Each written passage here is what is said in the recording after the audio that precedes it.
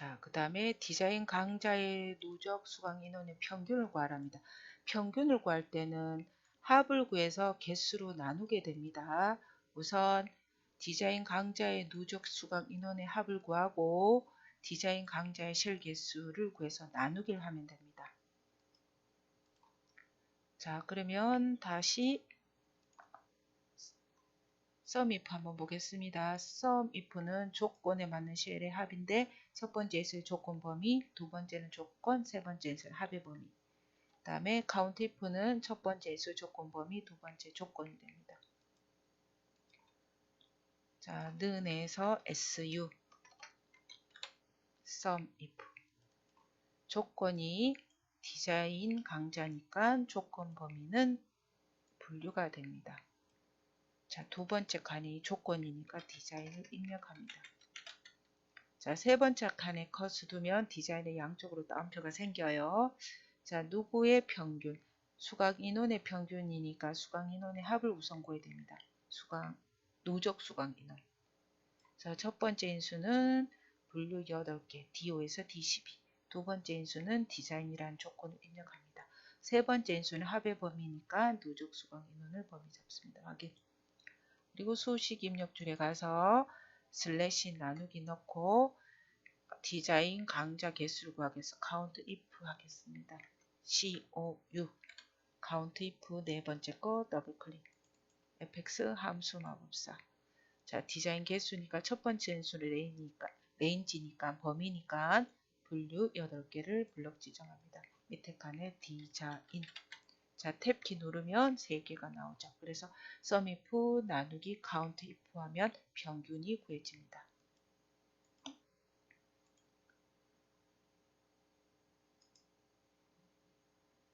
자, 4번은 제가 5번, 6번을 풀고 하겠습니다. 자, 5번.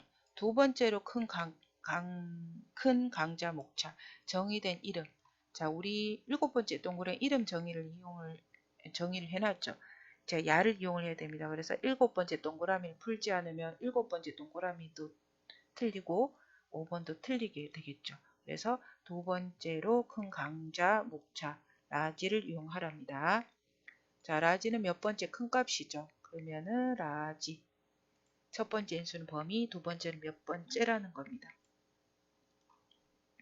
자, 는에서 LA 라지 더블클릭 fx 함수 마법사. 여기 아니네요. 자, 여기죠. 자, 해당 번호의 문제를 풀어야 되겠죠. 는에서 LA 라지 fx 함수 마법사. 두 번째로 큰 강좌 목차니까 첫 번째 인수는 범위니까 목차 범위 잡습니다. 자, 몇 번째 큰 값? 두 번째 큰 값 2. 그래서 이름 정의를 내리면 자, 쉘 주소가 표시가 되지 않고 이름 정의가 표시가 됩니다. 이 범위 안에서 두 번째 큰 값은 자, 18이 구해졌죠.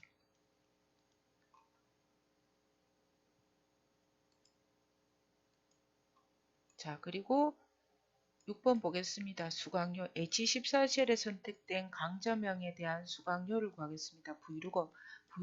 V는 버티컬이라는 뜻이고 룩업은 찾는다는 뜻입니다. 그래서 H14셀에 선택된 강좌명에 대한 수강료를 구해 오도록 해보겠습니다. 그럼 V룩업 한번 보겠습니다.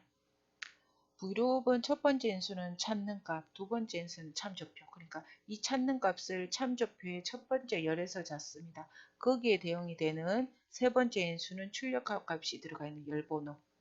자, 그래서 출력값이 들어가 있는 열번호에 해당되는 값을 구해오는데 찾는 값이 정확하게 있으면 옵션에 0을 입력을 합니다. 근데 찾는 값이 참조표에 없고 비슷한 값을 찾을 때는 근사치를 찾을 때는 마지막 인수를 1을 적거나 생략을 하는데 ITQ 문제는 항상 정확하게 일치하는 값을 구하니까 옵션을 0을 적으시면 됩니다. 첫 번째 인수는 찾는 값, 두 번째 인수는 참조표, 세 번째 값은 출력할 값이 들어가 있는 열번호, 그 다음에 옵션은 0을 적겠습니다. 는에서 VL. 자, V룩업을 더블 클릭합니다. fx 함수 마법사. 첫 번째 인수는 찾는 값이니까 우린 H14셀에 있는 데이터에 대응되는 수강료니까 H14셀을 클릭합니다. 두 번째 인수는 참조표인데 참조표는 위에 있는 데이터를 다 잡는 게 아니라 H14셀에 있는 글자, 그러니까 C5부터 H12까지 범위 잡습니다. 그러면 이제 vlookup이라는 함수는 이 참조표에서 첫 번째 열에서 비법 정수 엑셀을 구하기 때문에 만약에 B5부터 잡으면 첫 번째 열에 비법 정수 엑셀이 없습니다. 그래서 자, H14셀에 있는 글자와 똑같은 데이터가 있는 C5부터 H12까지 잡습니다.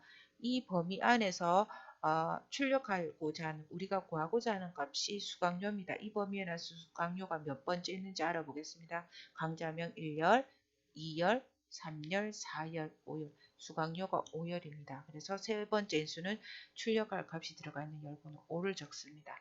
그 다음에 마지막 인수는 뭡니까? 찾는 값이 정확하게 비법 전수 엑셀이 있습니다. 찾는 값은 0. 그래서 확인. 그러면 비법 정수 엑셀의 수강료는 29,300원이 되죠. 자, 그러면은 여기 H14셀 데이터가 바뀌면 수강료 데이터도 바뀌게 됩니다.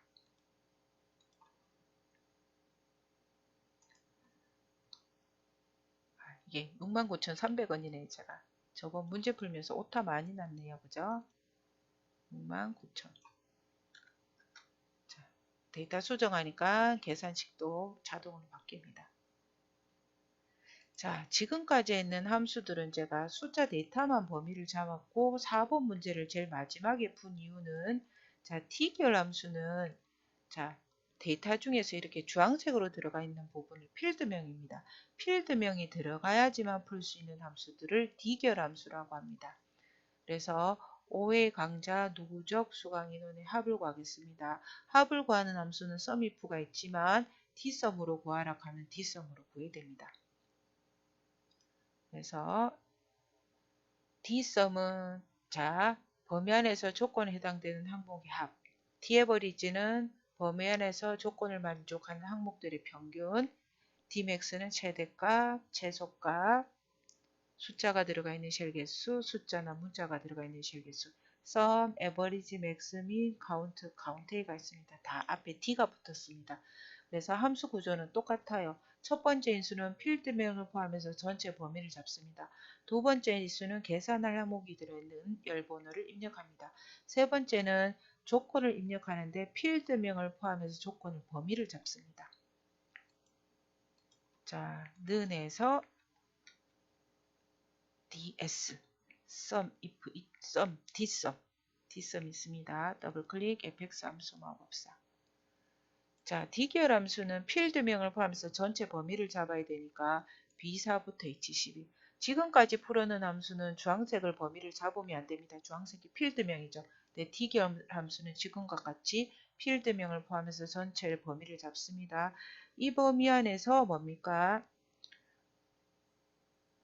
누적 수강 인원의 합을 구하랬습니다. 이 범위 안에서 누적 수강 인원이 몇 번째 열했습니까? 하나, 둘, 셋, 넷, 다섯 번째. 그래서 두 번째 인수는 계산할 값이 들어가 있는 열번호 5를 입력합니다. 자, 세 번째 인수는 필드명을 포함한 조건입니다. 조건이 5회이니까 분류가 5회. 자, 필드명과 조건을 같이 블럭을 잡아야 돼요. 만약에 분류가 디자인 못 풉니다. 필드명하고 조건이 이렇게 연속으로 표시가 되어 있어야 합니다. 그러면 OA의 수강료, 누적 수강인원이 요거 1505, 그 다음에 OA의 누적 수강인원 1700, OA의 누적 수강인원 1302죠. 요거의 합이 4507이 됩니다. 확인. 자, 이렇게 풀고 나면은 함수를 다 풀고 나면 1번, 2번 문제에 의해서 우리 테두리가 굵어집니다. 그럼 테두리를 마무리를 해줘야 돼요. 그래서 B5부터 J12까지 다시 범위를 지정을 해서 자, 홈 탭에 글꼴 그룹의 테두리에 가서 우선 모든 테두리 먼저 합니다. 그러면 범위를 지정했던 쉘이 전부 다 가는 테두리가 되죠. 다시 굵은 상자 테두리까지 해주시면 됩니다.